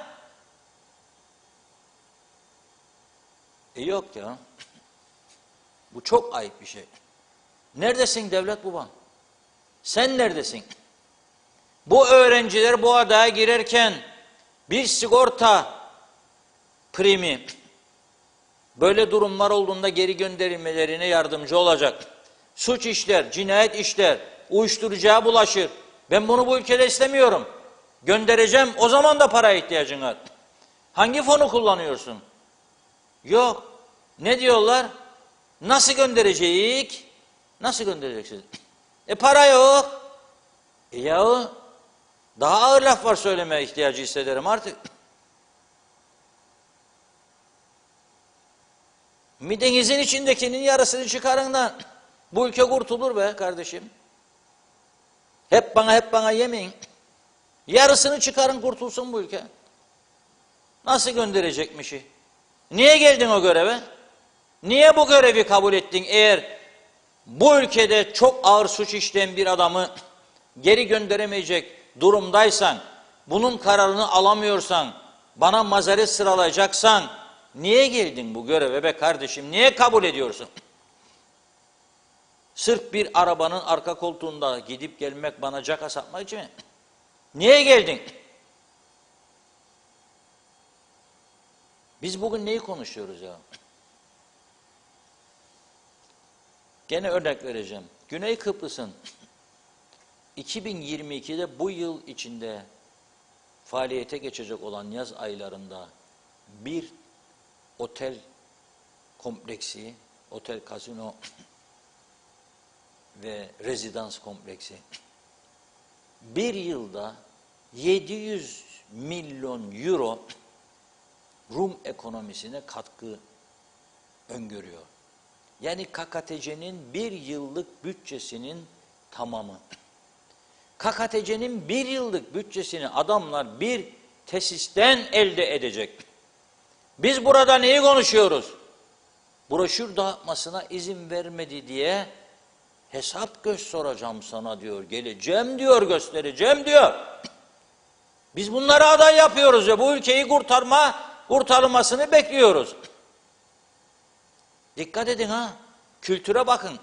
Geldiğimiz noktaya bakın siz. Ötekisi öğrenci gelecek, paraya ihtiyacı var, Etiyopyalı fakir fukara, ona çalışma izni çıkarmadan, belki de yeterli teknik bilgisi olmadan, elektrik kaçağı olduğunu aldırmadan, direğin üstüne çıkaracaksın kendisini, ana yolda, yağmurlu fırtınalı bir havada ve ölecek orada, yerde kalacak ama ülkesine gönderecek para bulunamayacak ve bu yabancı uyruklu öğrenciler yardım kampanyası açacak. Ve sen de seyredeceksin. Ve ben umutlanacağım, benim ülkemi sen ileriye taşıyacaksın diye. Senin beni nereye taşıdığını ben görüyorum. Beni zorla bir tarafa yama yapmaya çalışıyorsunuz. En sağcınızda, en solcunuzda. Zorla götürüyorsunuz bizi o tarafa doğru. Öyle meyhane masalarında ahkam kesmekle ülke yönetilmez arkadaşlar. Veya onu bunu tehdit etmekle. Kendimize gelelim lütfen. Makamlar gelip geçicidir. O koltuk altınızdan gittiği gün de görürüm sizi. Kim selam verecek size? Ersan Bey kaç kişi arıyor bugün? Önünde duruyordunuz hepiniz. Sayın Başkanım derdiniz. Sayın Genel Başkanım, Sayın Başbakanım. Bir fotoğraf paylaştığında 1500 kişi like yapardınız. Şimdi Ersan Bey'in hatırını kaç kişi soruyor acaba? Ya hatırlarda bile kalmadı. 2 ayın içinde gitti bu iş. Ve siz bu öğrenciyi ülkesine gönderemediniz. Bilmiyorum, inşallah bugün yarın gönderilir ve inşallah biri sahip çıkar. O örtülü ödenekleri kullanın ya, bir tane daha. Oy gelmeyecek biliyorum. Etiyopya'dan buraya gelip oy vermeyecekler. Kullanın da yoldan gitsin ya. Yazıktır. Bu kadar rezil etmeyin bizi. Fonları patlattığınız acemi insanlar bakanlık koltuklarına oturtuluyor, bilmem ne yetkilerle donatılıyor. Sonra böyle hesap sormalarla göstereceğim kendine gününü. Ben çok duydum bunları meslek hayatımda. Bizim için de çok söyleyenler oldu. Hala söyleyenler var. Göstereceğim kendine gününü. Neyi göstereceğim bana? Neyi göstereceğim? Olduğun gibi ateş olsan ne olacak? Mahvettiniz bu ülkeyi ya siz. Mahvettiniz. Da susmamızı bekliyorsunuz yani. Ne umarak susacağım, ne bekleyeceğim yani. Ne bekleyeceğim? Altın kafesten başıma altın yağmasını bekleyeceğim kuşlardan. Kuşlardan ne yağdığını biliyoruz başlara. O da kısmetmiş, ayrı mesele. Neyse, üzücü bir durum daha yaşadık. Tam da yeni yılın ilk gününde çok üzücü bir haber geldi. Bir gencimiz ki 16 Aralık tarihinde Antarktika'nın en yüksek noktası olan Vinson Dağı'nda KKTC bayrağını dalgalandırmıştı. Birkan Uzun. Sonra yılbaşında Kıbrıs'a gelmek istemiş, uçağı kaçırmış, gelememiş. Bunun yerine Oregon'da, Amerika'da yaşıyordu. Hem başarılı eğitim yönünden hem de sosyal yönleriyle çok hareketli, başarılı bir gencimiz. Büyük bir talihsizlik sonucu çığ altında kalarak hayatını kaybetti. Dolayısıyla yeni yılın ilk gününde üzücü bir haberle sarsıldık hepimiz. O yüzden buradan kendisine Allah'tan rahmet diliyoruz. Ailesine de başsağlığı dileklerimizi iletiyoruz. Önemli bir gencimizdi. Yazık oldu bu genç yaşta hayatını kaybetmesi. Gerçekten hepimizi üzen bir durum oldu. Bütün bunlara baktığımızda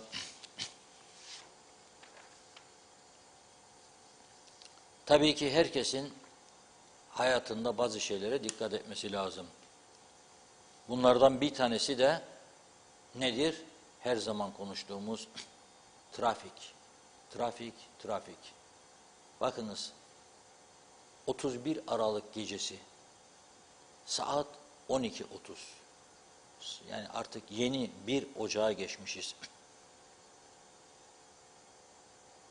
Lefkoşa-Girne ana yolu trafik oldukça yoğun. Girne Alsancak oldukça yoğun. Bir tane polis görmedim ben.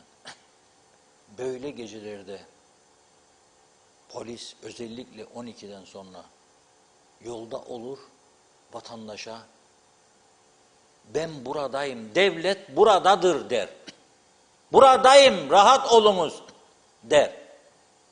Ve anormal alkollü birini görürse hem onun hayatını hem başkasının hayatını kurtarmak için onu durdurur, taksiyle yollar. Herkes bir anında bir suç işledi diye cezalandırılsın demiyorum. Ama hem o kurtarılsın hem onun zarar verebilecekleri kurtarılsın diyorum. Devlet ben buradayım demesi için polisin yolda olması lazım. Yılbaşından bir gün, 2 gün önce açıklamalar yapılır. Hatta bir hafta önce bazen. Her türlü tedbir alınmıştır. Su için arıza bu. Telefon için bilmem ne. Polis için böyle. İtfaiye. Nerede? Nerede? Yok. 1 Ocak günü bile Lefkoşa-Girne Gazimavos'a 4 tane mahkeme duruşması oldu. Nöbetçi mahkemeler çalıştırıldı. O kadar çok suç var. Polis de oraya koşuyor, buraya koşuyor. Yetersiz sayısı. Ama daireler var. 50 kişinin yapacağı işi 600 kişi koymuşlar. 40 senedir böyle. Hayır bunu değiştireceğim de bana diyebilirsen. Demiyor. Gözlerim yolda aradı. Bir tane polis bulamadı. Bir tane polis bulamadı. 31 Aralık günü 12-14:30 arası. Ne mümkün Lefkoşa'nın içine girmek? Gönyeli'den başla Lefkoşa'nın içine araçlar yürümez. Gene polis göremedim. Yok. Hayır biz çok gurur duyarız. Özelliklerimizle değil mi? Yani biz kendiliğinden birbirine yol veren, saygı gösteren bir toplum idik. Ama o da kalmadı. Arayoldan ana yola çıkacaksın, ışık yak, Korna çağırdı. 10 kişi de bir kişi belki. 100 dünya bir atmana sürüyor. Nereye gideceksin? Kaybedeceğin 10 saniyedir. 10 saniye önce gittin ya ne olacak? Altınları mı götürecekler de sen yetişemeyeceksin? Bu bir kültür meselesi oldu artık. Yani bana deyiniz ki bu ülkede bu güzellikler kaldı da umudumu kesmeyeyim yurdumdan. Ne kaldı? Ne kaldı? Yok böyle bir şey. Hayır bulan varsa söylesin. Ne kaldı? 10, 15. Bazıları da bakarım anlı şanlı tanınmış insanlar çıkıyor. Aferin diyorum ben. Hiç çekinmeden. Aferin. Çok güzel diyorum. Yol vermedin bana. Niye yapıyorum bunu ben bir vatandaş olarak? Mahcup olması için. En azından vicdanıyla bir muhasebe yapması için. Ha görmedi geçti tamam anlarım. Yani birinin çıkmak istediğini görmedi etti anlarım. Ama ışık, korna, el işareti. Sür gitsin. Sür gitsin. Yok. Süre süre ne oluyormuş? Bir haftada 73 tane kaza, 25 tane yaralı.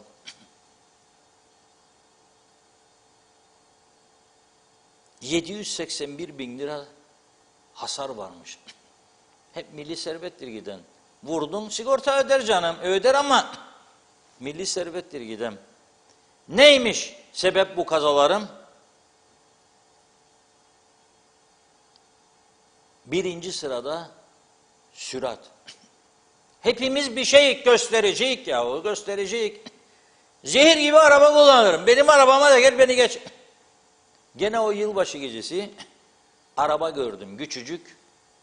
Yani 120 kilometrede önüne biri atılsa frene bastığında hiç şansı yok. 5-10 takla atacak. Öyle kolay durabilecek bir araba değil. Ufacık bir araba.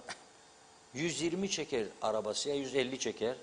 Basacak sonuna kadar gösterecek ben önde giderim. Egosu var. Yani biri çeksin ona birkaç cetvel bulsun demiyorum. Ama 100 yazıyorsan o yola o 100'ü uygula diyorum. Neredesiniz ey arkadaşlar? Ne koydun o tabelaları 100 diye ya? Uygula bakayım göreyim seni. Yok. Vatandaştan kötü olmayalım. Oy gelecek. Onun için diyorum eksik olsun seçiminizde, oyunuzda, oynamanızda, her şeyiniz. Yok böyle bir ülke görmedim ben. Ben böyle bir ülke tanımadım. 100'se 100, 65'se 65. Basar gider gaza adam. Çünkü polis yok. Biri bir şey yapmayacak. Gazada olursa işte şimdi başladılar. Anlaşın der polis. Yetiştiremiyor o kadar dosyalar kabardı. Anlaşın. Sigortalar falan hadi.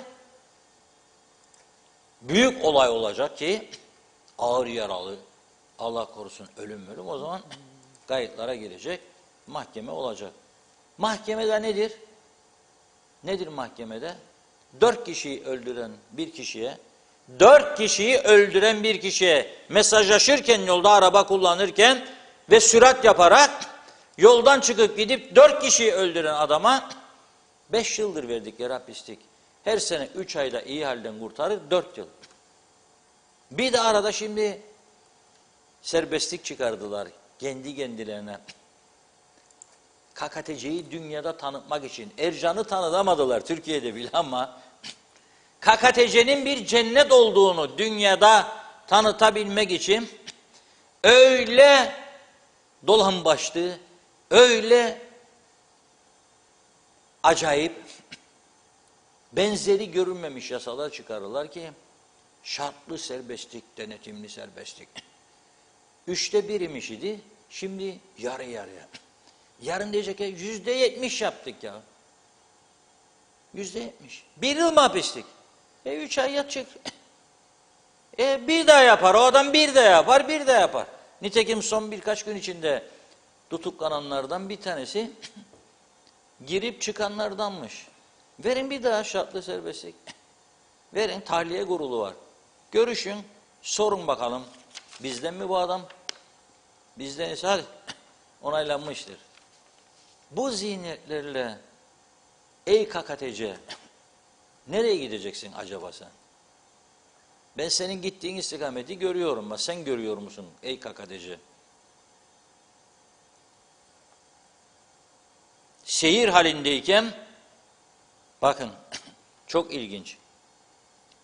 7.000 araç kontrol ediliyor. 7.105. 932'si hakkında ileri işlem. Her 7 araçtan bir tanesi suç işliyor ya, suç. Ya aşırı sürat diyor. Bak. Ya cep telefonuyla konuşmak diyor. Ya ruhsatsız diyor. Ya emniyet kemeri yok. Ağır suçlar. İlk sırada bunlar. Bunların hepsi çok ağır suç. Emniyet kemeri yok, suç. Aşırı sürat, suç. Yolda giderken cepte konuşmak suç. Ve merak ediyorum. Bu ülkenin en zengin iş adamı bile en uzun mesafe Lefkoşa Mausa 45 dakika. Yani Karpaz'a gitmezler herhalde yani her gün. Mausa'dan Lefkoşa'ya veya Lefkoşa'nın Girne'ye veya Lefkoşa'nın Güzelur'da. Ya en uzun mesela 45 dakika. 45 dakikada hangi ihaleyi bağlayacaksın? Yani hangi satış yapacaksın? Yani en meşhur iş adamı olsa bile o telefona elini sürmemesi lazım. Bluetooth varsa arabada anladım. Elini almadan konuşar belki onun bir sorunu yok. Da eline cep telefonu böyle bazılarda yan gelir gerilir böyle. Kendinden geçer arkadan ışık yakarsın tık tık tık tık tık tık tık tık tık tık tık tık tık. Hiç umurunda bile değil arkadaşım kendinden geçmiş. Akşam mumları hazırla aşkım geliyorum. Mesela. Genelde ben öyle tahmin ederim yani. Görüntü o. O biraz böyle yan gelip de böyle direksiyonda böyle bir elinden böyle böyle çeviriyor. Virajı da gelmiş. Kendinden geçtiyse diyorum ya mum var bu gece. Onun hazırlığı var. Ya başka bir şey. Yani bu böyle. Bu tip durumlarda yanlışları düzeltmesi gereken otorite devlet babanın kendisi. Ama devlet baba kendisi suç üstüne suç işliyor. Devleti yönetenlerin hareketlerinin büyük bir çoğunluğu suç unsuru. Nasıl düzelecek bu iş? Nasıl umudumu kesmeyeyim yurdumdan ya o? Terk etmeyeceğiz yurdumuzu diyor Mehmet Çakıcı da. Sana kim dedi terk et ama? Zorluyorlar bizi. Ne yapacağız acaba? Evet, Funda Hanım. Evet, geçelim. Çok mesajlar gitti birazcık ama hemen gördüğüm yerden aktarayım. Mehmet Yürün, Elit Hastanesi'nde PCR test yaptım. Dün yaptırmış ama 150 lira verdim. Nasıl olur diyor. Bugün açıklandı gerçi. Maksimum 100 lira alınacak diye göreceğiz. Zafer Akbaş, özel sektör çalışanına sendika yok ama maşallah devletin her biriminde sendika var. İsmet Ezel, grev yasağı cız diyor. Belgin Rıfat, Reşat Bey, Funda Hanım, yorumcu arkadaşlar hepinize iyi yıllar. Maalesef KKTC bu vurdum duymaz plansız programsız idareciler ve meclis bakanlar bakamayanlar ve hatta çok içinde olmasına rağmen görüp de bilip de susanlar oldukça günü kurtarayım, ayı kurtarayım idaresiyle bu iş buraya kadar, bundan ötesi uçurum. Üstelik hep beraber kimsenin kurtuluşu da yok, durum bu maalesef demiş. Göksel Mehmet Aksan, durumlar vahim, okullar korumasız, apansız, öğretmenler günün bir vaktinde telefon ediyor. Çocuk pozitif diyorlar. Hadi diğer veliler çocukları alıyor, teste koşuyorlar. Bir paniktir gidiyor. Düzen yok ama neredeyse 4 kişiyiz. 400 milletvekili adayı var. Nasıl okuyayım? Kukaviko Urho ismi. Reşat Bey, Mausa'da belediye çukur yolları yapmıyor. 1 senedir gideriz belediyeye Maraş'ta. Güya tramvay yapacaktı. Belediye sayısı azalsın. Nazime Nalbant, Reşat Bey çok güzel, halka hep uyarıyorsunuz. Lütfen herkes yapsın, maskesiz sakın dışarı çıkmayın. Bakın yılbaşı kutladılar. Küçük olan çocuklara da maskesiz gördük. İnanmak istemedik. Yazık günah değil mi demiş. Maske dedikçe takan da yok. Bu virüsler yayıldıkça sonu ne olacak soruyorum. İzzet Kahraman, Sayın Reşat Bey, 130 bin Kıbrıslı Türk kaldı adada derler. Sizi garanti altına alacak Neslimiz yok oluyor demiş. Mustafa Özcan, KKTC'nin cennet olduğuna dair haber yapan gazeteciyi birçok kişi Taşandere'nin sularını göstererek eleştirdi. Peki o gazeteci KKTC'de her şey normalmiş gibi, sağlık, eğitim, ekonomisi çökmüş ama 13. ve emekli maaşlarını ödemek için bankalara habire borçlanıldığını duysa acaba ne yazardı? Sonuçta adam haklı. Yönetenler cehennemi yaşatıp cennet görüntüsü verirlerse daha kim bilir neler yazılacak. Vedat Özkan, meclis haftada 2 gün toplanıp yasalar yapacak fakat kasıtlı olarak toplanıp yasalar yapılmıyor. 3 ay yaz tatili, 25 bin lira maaş, güzel meslek. Anayasa, siyasal kanunlar ve siyasal zihniyet değişmediği için 38 yılda yeni seçimle beraber 26 başarısız hükümet bunun delilidir. Her hükümet ortalama 16 ay maaş almış. Emine Özatilla, iyi akşamlar diledi, evimize hoş geldiniz diyor. Hoş bulduk. Özledik sizi. 3 gün, 3 yıl geldi. Yeni yılınız sağlıkla, sevgiyle geçsin inşallah. Bir de Kim Milyoner yarışmasında Bayan Ercan'ın nerede bilemedi. Bilmemek ayıp değil. Bu kadar gerek yok demiş. Çok mühimmiş gibi yorum üstüne demiş. Başka sıkıntımız yok mu diyor. Sizi çok seviyorum. Sevgiyle kalın. Çok teşekkür ederiz. Niyazi Aktaş, bu memlekette fiyatları indiren yok, bindiren çok. Siyasiler seçim havasında bu nasıl bir anlayış, nasıl bir kavram? Milletin bir yanı aç, işsiz, bir yanı 13. maaşı alır. Nerede insan hakları, nerede adalet, nerede hukuk? Adalet sistemi yok. Hükmünde ya da suçluyu koruyor. Haklının hukukunu kim koruyacak? Belgin Rıfat, 13. maaşları bu kriz döneminde bir yıllığına iptal edebilirlerdi. Reşat Bey, hastane çalışanlarının Haziran ayı ek mesaileri ödendi. Yani tek haklı sektör onlar. 100 hemşire, 50 doktor açığı var. Günü gününe ek mesaileri ödenseydi hiç çalışmayan dairelerde ek mesai var. Anlamıyorum demiş, neyin mesaisi, bu konular kesinlikle araştırılmalı. Hele bir kurum var, her hafta toplu halde meyhanede kutlamalar. Nereden gelir bu derenin suyu diyor, hangi fondan acaba? Yaşar Aracı, iyi yayınlar, devlet açıklıyor, PCR 100 lira. Dün arkadaşım yaptırdı, başka bir hastanede, gene Etik Hastanesi'nde 150 lira ödemiş. Barış Erdoğan, hayırlı yıllar, nasılsınız? Bizler hiç iyi değiliz. Şimdi de başladılar oy dilenmeye. Kasada para bırakmadılar. Utanmadan, sıkılmadan diyor, gezerler. Özel sektör çalışanları mahvoldu. Her şey ateş pahası. Hayat ucuzlayacakmış. Bunların hepsi aynı hikaye. Bunların işi halk, uyansın artık. Zafer Akbaş, Reşat Bey, toplum ve ülke menfaati kişisel menfaatin gerisinde kaldığı sürece bu ülke düzelmez diyor. Hele de var olan siyasilerle bu iş olmaz. Osman Mene iyi akşamlar diledi. Osman Zorlu da iyi yayınlar dilemişti. Emine Mülayim iyi yayınlar. Bir şey sorayım. Türksen'e yazılan işçiler ne oldu? Hiçbir haber yok mu? Alınacaklar mı? Alınmayacaklar mı? Bir haber versinler diyor. Abi Hüseyin, sorumlu KKTC denilen sahte devlettir yazmış. Fikret İpekçioğlu, belediye izin vermeseydi o çocuk ölmezdi. İnat yüzünden 3 metre daha içeri doğru dikebilirdi. Turhan Ömer Akbelen, evet Avustralya'ya geldim geleli hep aklımı kurcalar. Devlet daireleri yazda öğle sonu çoğu gün hala bu çağda kapalı ki burada hiç böyle bir şey görmedim. Sabah 8'den akşam 5'e kadar, değil mi, kesintisiz hizmet veriyor. 50 yıldır buradayım, en az 10 defa Kıbrıs'a yerleşmeye diye gelip denedim. Orada 50 yıl önceki sistem devam ediyor devlet dairelerinde. Halimize Reşat Bey gülerim, ağlarım. Çok selamlar. Doğan Falyalı, bir kampanya yapılsın demiş. 50 lira 100 lira verelim, ülkesine gönderelim. Mustafa Özcan da kendi ihmali sonucu ölen öğrencinin cenazesini gönderemeyen devletin Maliye Bakanlığı'nda yılbaşı için dağıtılan viski şişelerini de gördük değil mi diye yazdı. Erdinç Elagöz, selam, sıkıntı şurada, bu ülkeyi kim nasıl geri alacak? Hüseyin Koltan, döviz kurları düştü ama market fiyatları düşmedi diyor. Evren Bey'e sorar mısınız? Kardeşim 15 sene çalışma iznine para veriyor. Daha kaç sene ödensin? Ondan sonra gelene vatandaşlık veriyorlar. O daha alamadı. Burada ev aldı. Daha vatandaşlığı yok. Çok teşekkür ederim demiş. Cengiz Mene, bunlar hep tek başına iktidar derler. Hep hikaye Reşat Bey. 40 sene hiçbir şey değişmedi. Yine değişmeyecek diyor. O yüzden boykot. Barış Erdoğan, 13. maaşçıklar da yattı ama özel sektör çalışanlarının yapılan zam tartışması bitmedi. Bunların umurunda mı diyor. İnsanlarımız ihmallerden vefat etmiş. Maalesef ülkede adalet yok, hükümet yok. Kim gelirse gelsin değişen bir şey olmayacak diyor. Çok kıymetli insanlarsınız demiş. Çok teşekkür ederim. Biz teşekkür ederiz. Evet, devam. Belgin Rıfat bir de diyor ki isim vermeden sağlıkta ayrıcalığı aktarmak istiyorum. Yoğun bakımda tamamen yaşam makinesine bağlanan biri önce Güney'e şimdi Memorial'la gönderdi. İstanbul Memorial benim bildiğim çok pahalı bir hastane. İnşallah iyileşir ama kimin kesesinden kime ayrıcalık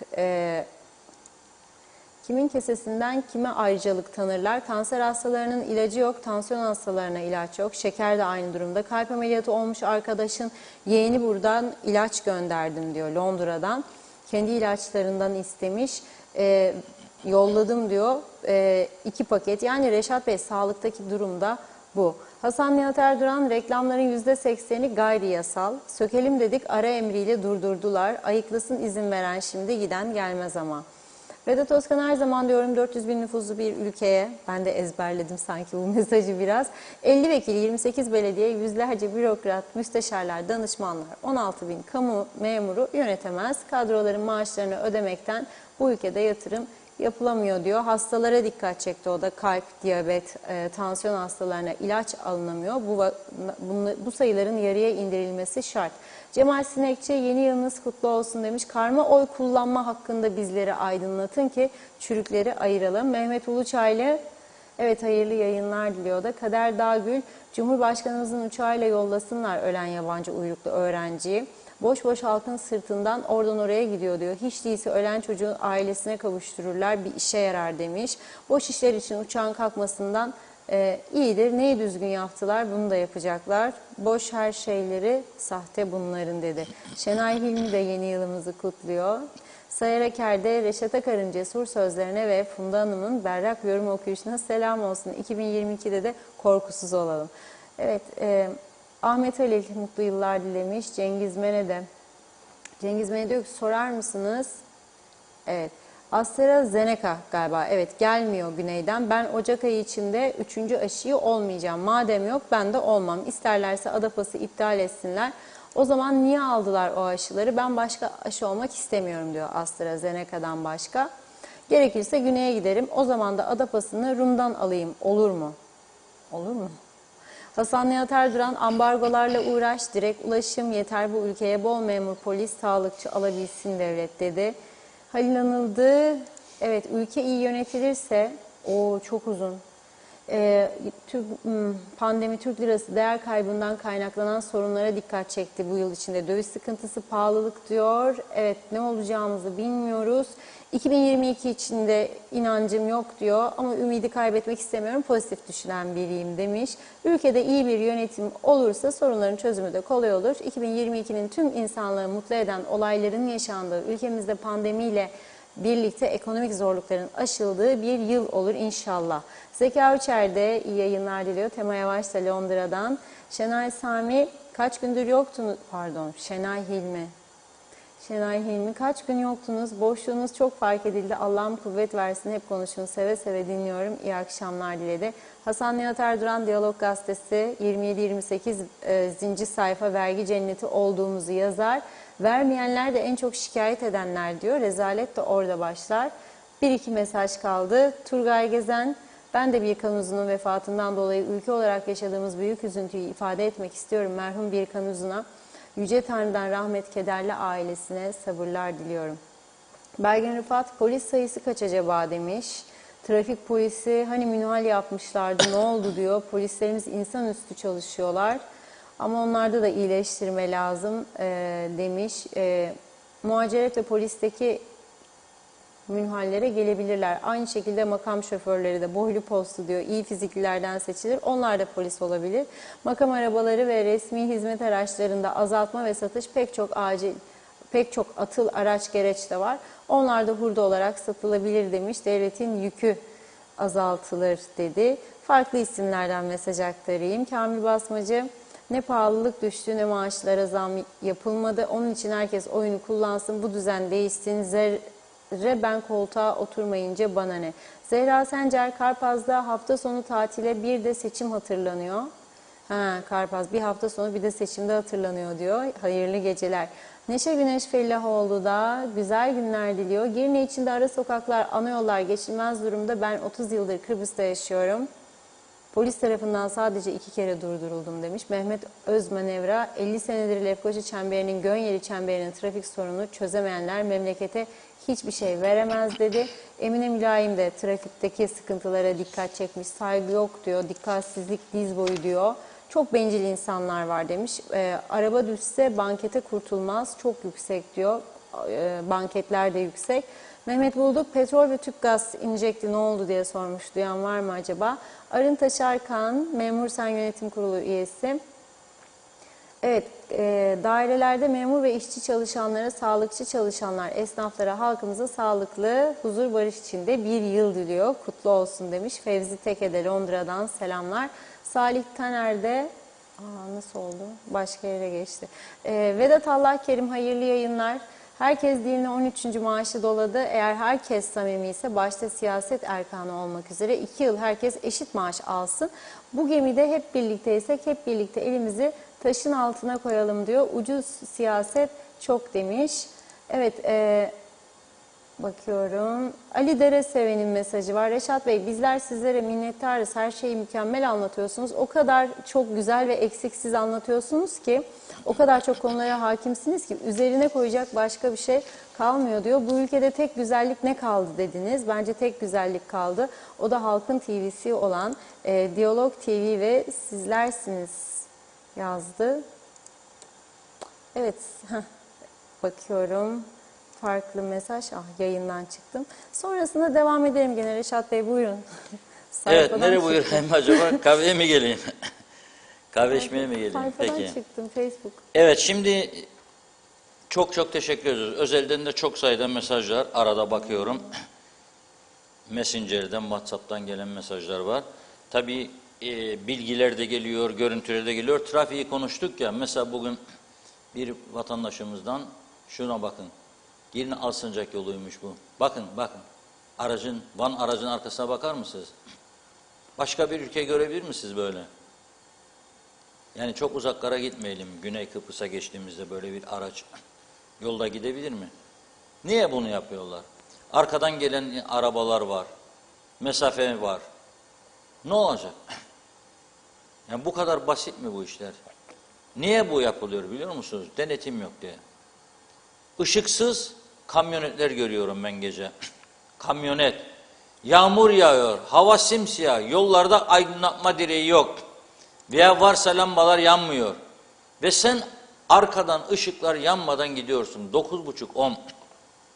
Bir yere gitmiş, bir meyhanede büyük bir ihtimalle içmiş, gidiyor arkadaş. Şimdi denetim yoksa o da bunu görür. Der ki ya geçen gece de gittik, kimse yoktu, gene giderim. Gene gider. Sonra birisi gider, arkadan altına girer bunun. Hayatını kaybeder. Niye bu olsun? Niye biz yollarımızda ölüm korkusuyla seyahat edelim? Küçücük bir ülke, bu kadar çok trafik kazası, yabancıları nasıl ikna edelim? İyi insanlar nasıl gelip bizim ülkemizde yaşam sürecekler? Onları nasıl davet edeceğiz? Gelin, güzel bir ülkemiz var. Cyprus Paradise. Yani düşünün, reklamlarımız böyleydi bir zaman İngiltere'de. Cyprus Paradise. Şirket de vardı, hala var galiba. El değiştirse de var galiba. Bir Cyprus Paradise şirket var. Unspoiled Cyprus, Northern Cyprus. Hatta o kadar bir ileri giderdi bizim turizmciler fuarlarda. Kıbrıs'ın güneyi betonlaştı ama bak biz ne güzel doğamız olan fotoğraflar gösteriyorlardı. Ne zaman? 15 yıl öncesine kadar. Şimdi bitti.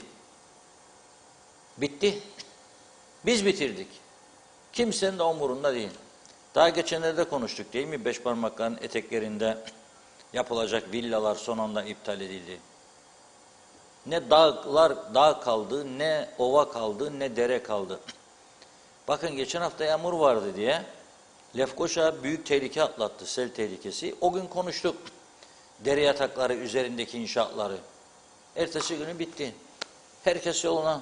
Zafer, seçim, iktidar. Geliyoruz. Yaptık, yapıyoruz, yapacağız. Haydi! Yürüyün arkadaşlar.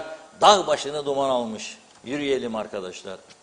Bu tarafta ama bir hafta sonra yağmur gene geliyormuş işte. Yarından sonra hafif hafif, 9'undan 10'undan sonra da kuvvetli geliyormuş. Gene konuşacağız, gene taşacak, gene yollar kapanacak, gene bazı evleri su altında kalacak. O gün konuşacağız gene, sonra gene unutulacak. Boş ver ya. Ben mi kurtaracağım bu ülkeyi? Olmaz ama. Bu ülkede yaşıyorsak, bu ülkenin yanlışlarını görmeye ve cesaretle uyarmaya devam etmeliyiz. Yeterince uyarıyor muyuz? Hayır. Yeterince uyarmıyoruz. Ama cesaretimizi toplamak zorundayız. Hiç merak etmeyiniz. Uyarıyorsunuz diye kimse sizin kılınıza dokunamaz. Kimse size zarar veremez. Ormanda yaşamıyoruz. Bakın 7 tane parti var seçime giren. 8 tane pardon. 8 parti var, 405 de aday var. Seçmen sayısı 200.000, 405 aday. Yani hangi ülkede var bu? Yok yani böyle bir şey. Ama burada var. Bunu demokrasi olarak adlandırabiliyorsak o zaman konuşma özgürlüğümüz çok daha fazla olmalı. Doğruları söyleyeceğiz. Hakaret değil, birilerine zarar verme amaçlı değil. Doğruları konuşup yanlışların düzeltilmesi için çalışacağız. Yoksa ben de bilirim burada. Sendika haksız mı canım? İyi yaptı bu eylemi yaptı falan derim. Bütün doktorlar, o eylem yapanlar derler. Bizim yanımızda.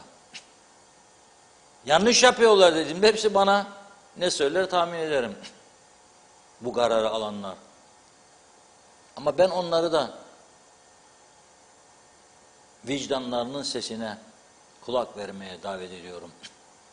Hipokrat yeminini onlara hatırlatıyorum. Hipokrates derler Rumlar. Ben onlarda görüyorum o doktorların çoğunda. Kaç tane karşılaştıysam gördüm. Türk'ü, Rum'u, Alman'ı, İngiliz'i yok. Varsa yapabileceği yapıyor. Ameliyat, ameliyat, ameliyat diyorlar. Cerraha gidiyorsun orada. Adam para alması lazım. Değil mi cerrah? Yok diyor, senin ameliyatlık durumun yok diyor. Şimdi ben ilk yıllar geçtikten sonra unuttuk tabii bu iki farklı kültürü. Ben bir durum nedeniyle gittim de Rum doktor deyince bana dedim MR al bak. Dedim hemen ameliyat falan dendi. Baktı adam yok dedi. İçimden dedim bu adam cerrah değil ya herhalde, para kazanmak istemez ya da ben de geldim bir tane akılsız adama, ahmak adama. Yok ya öyle değil. Adam diyor ben senin gerekli olmayan bir ameliyata niye alayım? Paranı alacağım diye. Senin ameliyatlık bir durumun yok diyor. Yazıyor tedavi şeklini ve oluyor, düzeliyor. O yüzden söylüyorum. Bunları düzeltelim. Mezun olduktan sonra 20 yıl, 30 yıl hiçbir seminere, hiçbir kursa katılmadığınızda konuşalım. Bunları da konuşalım, yatıralım bu sağlığı masaya. 20 yıl mezun olmuşsun. Nasıl olsa dolar çanta diye, torba diye. Yenileme diye bir şey var ya. Yeni kurslar, yeni dünyadaki tıpta buluşlar.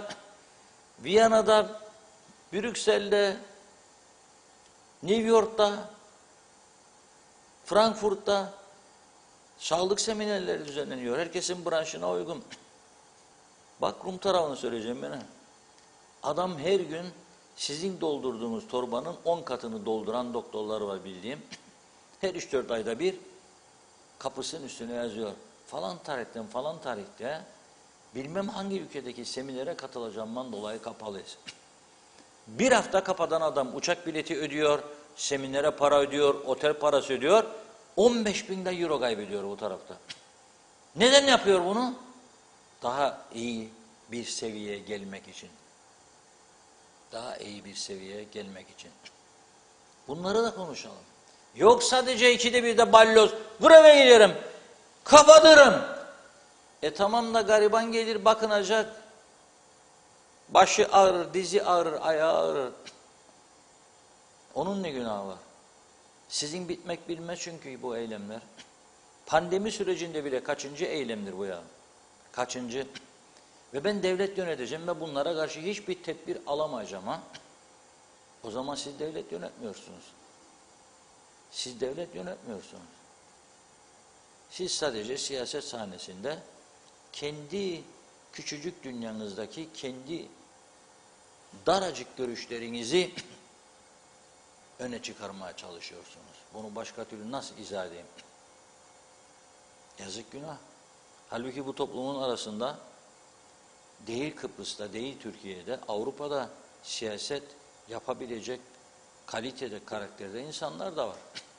Ama onlar dışarıdadır. Çünkü girseler aranızda zaten onlara şans bırakmazsınız. Vur buna kes ayaklarını derler. Kes ayaklarını. Çok konuşur bu derler. Ya da partimizin prensiplerine aykırıdır. Gelirse bizi çok karıştırır derler. Gelir mi adam senin partine girsin? Da seçime girsin. Bu ülke için seçime girsin yani. Ne yapmaya? Evet, bugünlük bu kadarla noktalıyoruz. Sizler de heyecanlanıyorsunuz, elinize oluyorsunuz. Böyle ne saat bitirecek? Bu adamla gideyim diye bitiriyorum işte. Reşat Bey, birkaç mesaj daha var. Onları da peki, aktarayım buyurun. da öyle gönül rahatlığıyla noktalayalım programı. Çünkü az önce Facebook'tan çıktım. Salih Taner'in mesajında kalmıştım yanlış hatırlamıyorsam. İyi yayınlar, İskele'den selamlar, saygılar. Lütfen bunu sorun diyor. Sağlıkta temasta olan bir sağlıkçının zorunlu olarak çalıştırılması ne kadar doğrudur? İleride bir sorun çıkarsa suçlusu kim demiş. Belgin Rıfat, ben istiyorum Türkiye'ye hiç para vermesin diyor. Bakalım ne yapacaklar? İyi olur aslında. O zaman idare edebilirler mi, yönetebilirler mi? Göreceğiz dedi. İsmet Ezel, cenaze KKTC'nin ayıbı diyor. Hamiyet Düzgen de evimize hoş geldiniz, özledik sizi demiş. O da yeni yılımızı kutluyor. Sibelcan Güzelek, evet Güzelek. 13. maaşlar için devlet özel bankalara borçlanıyor. Bu kimin vergilerinden sormak isterim dedi. Evet, Hasan Nihat Erduran, ambargolar kalksa nüfusumuz 3 yılda 1,5 milyon olur diyor, rahatlarız. Vesile Sönmez Cihan da yeni yılımızı kutladı. Sağlıkla temennilerin gerçekleşmesi umuduyla diyor. Evet, farklı isim okuyayım hemen. Ozan Ersoy da Reşat Bey, iyiden güzelden az önce Van'ın arkasında videoyu çeken arabayı sürense demiş. Nilüfer Canova, her işimiz yarı buçuk. Günü kurtarma derdindeyiz. İskele'den Boğaz'a giden ağır vasıtaların petrol tankerlerinin geçtiği ana yol aylardır diyor. Delik deşik. Ben arabayla deliklere düşmemek için yola bakamıyorum. Cambaz gibi araba sürüyorum dedi. Evet, son mesajda Sibel Can Güzelek'ten okuyayım. Acaba nerede iyiyiz? Devleti devlet yapan kendi kendine yetmesidir. Her şeyi Türkiye'den bekliyoruz. Bizim ödediğimiz vergilerle herkes 13. maaş derdinde. Büyük sorunlar bu kadar önemsenmiyor. Bu devlet yalnız memur yaşamıyor bu devlette. 13. maaşlar için dedi. Devlet özel bankalara borçlanıyor. Bunu kim ödeyecek sormak isterim demiş. Mesajın sonuna da harikasınız diye eklemiş Sibel Hanım. Çok teşekkür ediyoruz mesajlarınız için, ilginiz için. Bir tane Reşat Bey, eksik var. Salih hangisi? Taner Bey sitem ediyor size. Okudum mesajını şimdi işte. O mesajda kalmıştım İskele'den zaten. O yüzden selamlar evet, diyor. sağlık Okudun çalışanların mu? temaslısını Ona bir cevap vereceğim eksik işte. bırakmıyorum. Hayır, ona bir cevap vereceğim. Eğer temaslıysa da çalıştırılır, o da bir suçtur. Bir adam birisiyle temaslıysa, sağlık çalışanı da sen ona görev veriyorsan gitsin hastalara, hepsini riske atmış oluyorsun. O da suçtur. Ben onu savunmuyorum. Ama bunları karşılıklı oturup konuşarak ilgili bakanlıkla çözmeleri lazım. Ben diyorum ki sen bakanlıkla sorununu çöz, insanları mağdur etme diyorum. Yani zaten insanlar stresli, gerilimli.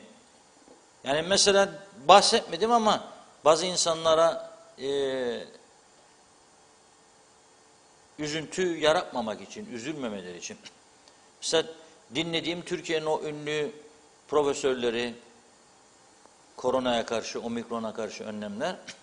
Mesela Sayın Müftüoğlu geçen gün dedi ki, bakın dedi, evet B12 önemli, C önemli, demir çünkü ama dedi her şey önemli dedi. En fazla söylüyorum D dedi, vitamin D. 3 daha 4 daha üzerine basarak. Şimdi Ben adama diyorum, sizin D vitamini hiç ölçtünüz mü? Adam diyor, hayatımda ölçmedim. O nedir diyor. Gidiyor bu deva, diyor ki benim bir D vitaminim ölçmek için benden bu kadar para ister. Bende nerede o para? Bir de D vitamini almaya gidiyor, yabancı marka isterse 250-300 lira çıktı şimdi bir anda. Yahu 88-100 Türk lirasına aldığımız haplar bu kadar döviz yükselmedi. Nasıl oldu 300-320? Uçuyor yabancı markalar. Uçuyor. Gene bugün 2-3 farklı izleyicimizden marketlerin kasa fişleri gönderildi bana. Ama ben o marketlerin isimlerini vermem. Çünkü her gün farklı marketlerden geliyor. Onlara karşı bir haksızlık yapmak istemem. Yani şöyle haksızlık. İsimlerini verip de onların savunmasını almadan. Ama mesela diyor ki bir tanesi çok ilginç. Rafta diyor baktım fiyatı bu kadar yazıyor. Ben ona güvenerek aldım diyor. Geldim diyor. Kasada diyor bana gene diyor raf fiyatı çıkıyor. Sonra çıkardıktan sonra bakıyor ha bunun fiyatı değişmiştir. Tükenmez kalemle çiziyor üstünü. Yeni bir rakam yazıyor. Bu olmaz yani. Rafta fiyat koyuyorsanız o fiyat kasada geçerli olması lazım. Bir daha dikkat dikkat dikkat. İnsanlar zor durumdadır. Yani kar marjlarını ayarlamak lazım. Anormal rakamlarla insanları üzmeyelim. Birçok insan sıkıntı içindedir. Bakınız Diyalog Gazetesi'nin bugün bilgi sayfasına koyduk. Bakan çok, alan yok dedik. Niye? Açık pazarda bile 1 kilo taze bakla 30, 1 kilo mantar 50, 1 kilo acı biber. Şimdi çorbanın içine böyle ince ince kıyıp mercimek çorbasına atmaz mı insan ya acı biberi? Tadı öyle çıkar. Çocukluğumuz öyle geçti. O acı biberi babamız doğuruyordu annemiz yardımcı olsun diye. Mercimek çorbası pişiyordu. Yanında da gadira yani kızarmış ekmek ve Blue Band sarı kutularda margarin yağı. Kaşık, bıçakla, kaşıkla daldır. Sür üzerine ekmeğin mercimek çorbası bastır. Yok şimdi başlangıç mercimek mi olsun, tarhana mı olsun? Ardından bilmem ne yanında Said salata. Üstünden meyve mi yiyeceğiniz, tatlı mı yiyeceğiz? Ay ben kilo aldım tatlı yemeyeyim. Ay ben yiyeyim mi yemeyeyim mi? Nerede? Yoktu yani bunlar. Evet çok teşekkür ediyoruz. Veda ediyoruz. Yarın görüşmek ümidiyle diyoruz. Hoşça kalın. Biz de her zamanki gibi size teşekkür ediyoruz. İzleyicilerimize teşekkür ediyoruz ve yeniden görüşünceye dek hoşça kalın.